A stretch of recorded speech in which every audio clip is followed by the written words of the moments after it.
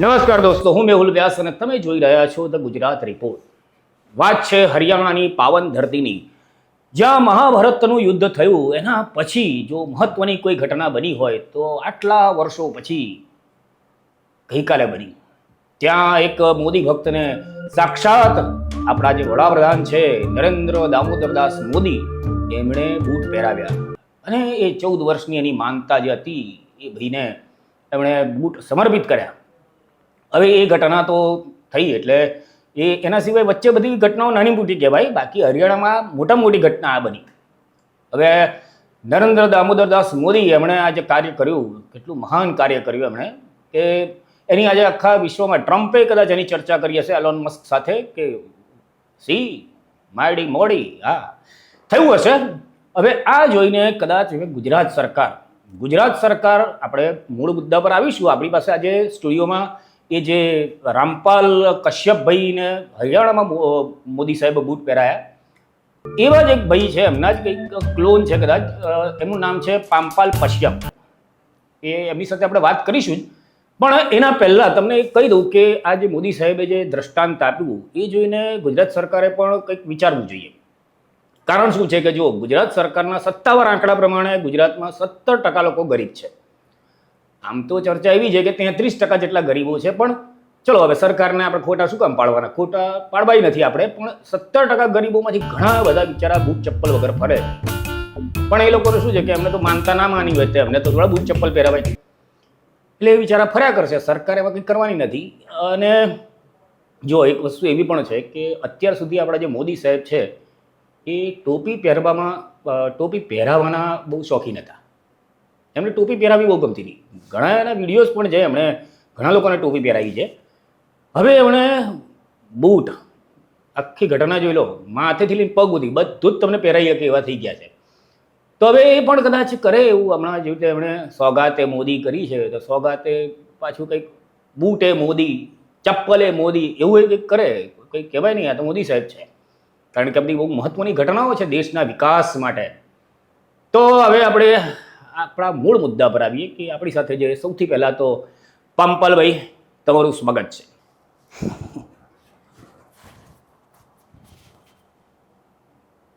આ પામપાલભાઈએ 14 વર્ષ સુધી એટલે લગભગ 2011માં એમણે નક્કી કર્યું કે હવે મોદી સાહેબ વડાપ્રધાન બને અને એ વડાપ્રધાન બન્યા પછી મને મળે ત્યાં સુધી હું પગમાં પગરખા નહીં પહેરું. એમણે પગરખાનો ત્યાગ કર્યો અને એમની એ તપશ્ચર્યા જે છે 14 વર્ષની, એ આખરે મોદીના કાન સુધી પહોંચી વાત, અને મોદીજીએ એમને બૂટ ચપ્પલ પહેરાવ્યા. તો હવે આપણે એમની સાથે વાત કરીશું કે પામપાલભાઈ, અત્યારે વાત શરૂ કરીએ પહેલાં એક પ્રશ્ન છે કે તમને આટલું મોદી સાહેબે આટલા પોતાના હાથે તમને બૂટ પહેરાયા, તો એ તમે અત્યારે બૂટ પહેરીને કેમ ફરતા કેમ નથી, બગલમાં કેમ દબાઈને રાખ્યા છે? મારું ગુજરાતી થોડું, હા, પણ એટલે હરિયાણાનું છું એટલે ગુજરાતી થોડું આ એવું છે ને કે આ જે મારા સાહેબે આપ્યા છે, પગ ગંદા થાય તો ચાલે ને થોડા ગંદા કરવા દેવાય, એટલે હવે શું છે કે બીજા ચપ્પલ લઈને આવ્યો છું, એ તમારી ઓફિસની બહાર કાઢ્યા છે. હા, તો હું છાતી સાથે લગાડીને જ ફરું છું. હા, ખાલી ટોયલેટમાં થોડીક તકલીફ પડે છે, કારણ કે પેલું હું હાથ એકદમ છૂટો થાય ને તો પડી જાય, બાકી બધે એડજસ્ટ કરવું. એટલે મારા સાહેબની એ છે ભેટ છે મને, એટલે એને એ રાખ્યા છે. તમને વર્ષ 2011માં કેવી રીતે ખબર પડી ગઈ કે મોદી જ પ્રધાનમંત્રી બનશે? નમો નમો નમો. એમાં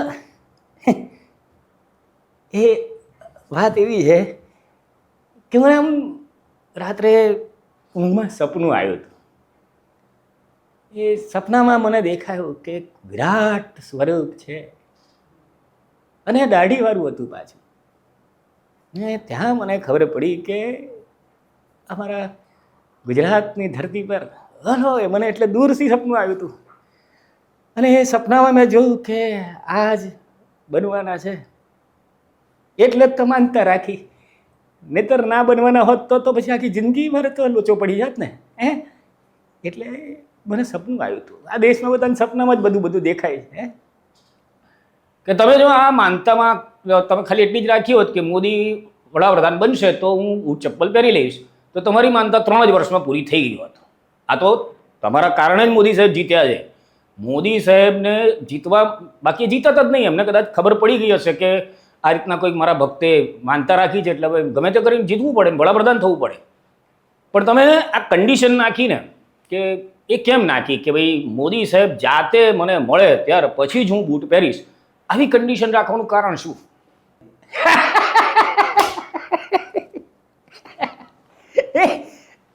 તમારી માનતા એવી જ રાખી હતી, પણ પછી આ બધું બૈરાના કારણે તમે જુઓ, સુદામા જે છે એ કૃષ્ણને મળવા શું કામ ગયો હતો કે સુદામાને એની પત્નીએ જ ગોચપરોણા કરે એટલે એને જવું પડ્યું. એવું આ મેં એટલી જ માનતા રાખી હતી, પણ પછી મારી પત્નીએ ફરી મને કે આમ ના ચાલે.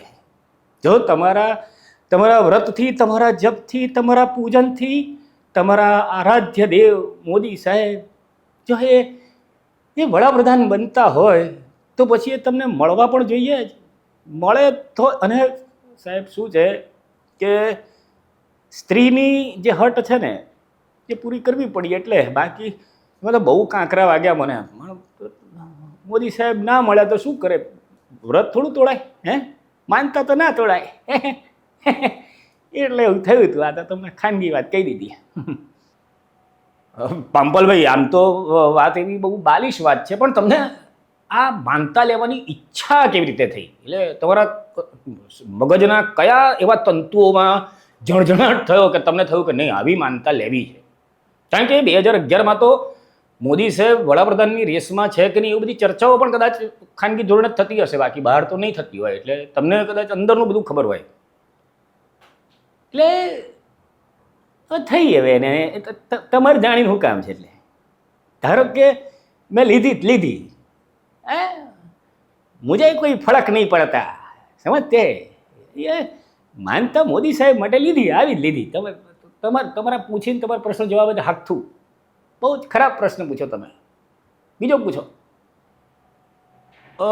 પાંપલભાઈ, પ્રશ્નોને એવો થઈ રહ્યો છે કે 14 વર્ષનો ગાળો છે તમારી તપશ્ચર્યાનો, બહુ લાંબો થઈ ગયો. તમારા ત્યાં તમારા ગામ શહેરમાં કોક તો એવો ગોદી મીડિયાવાળો હશે જ કે તમે એને 200-500 રૂપિયા આપ્યા હોત ને તેણે તમારો સરસ સમાચાર બનાવ્યો હોત ને તમે આ ક્યારે બૂટ ચપ્પલ પહેરતા થઈ ગયા હોત. પણ તમે કેમ એટલે ના મળ્યો કોઈ એવો મીડિયા, ગોદી મીડિયાવાળો?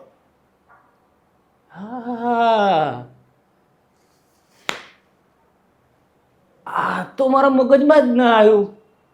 આનું ક્યારનું કામ થઈ ગયું હોત.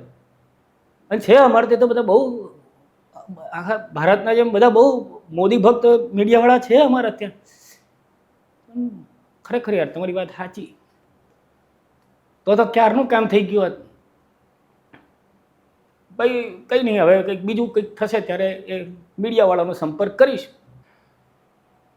હવે તમે આજે અનન્ય ઘડી તમે મોદી સાહેબને મળ્યા, એ તમારા શબ્દોમાં જણાવો કે અમારા દર્શકોને ખબર પડે કે તમને મોદી સાહેબને મળીને કેટલા તમે ભાવુક થઈ ગયા હતા. માફ કરજો.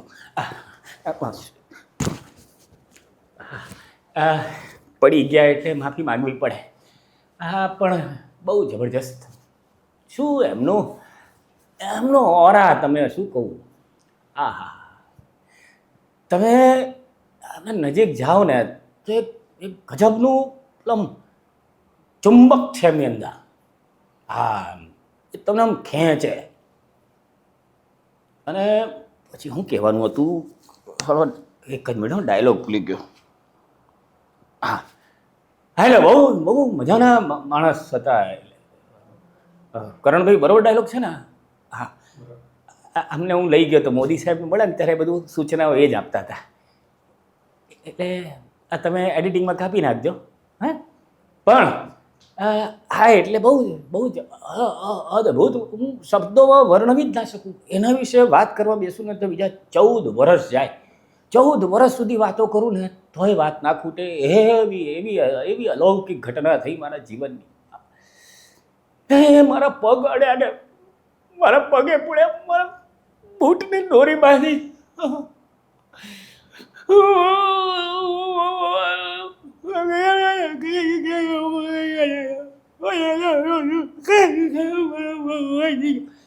આટલી બધી લાગણી હતી મારી.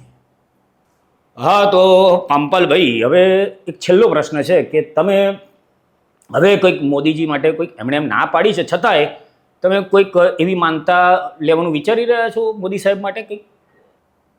આમ તો એમણે ના પાડી છે કંઈ કે આવું બધું નહીં કરવાનું, પણ હવે એવી ઈચ્છા છે કે એક માનતા લઉં એમની કે હવે માફ કરજો નમો, થોડી વાર નીચે મૂકું. હવે એવી માનતા લેવી છે કે જ્યાં સુધી મોદી સાહેબને નોબેલ પ્રાઇઝ ના મળે ત્યાં સુધી હું કપડાં નહીં પહેરું.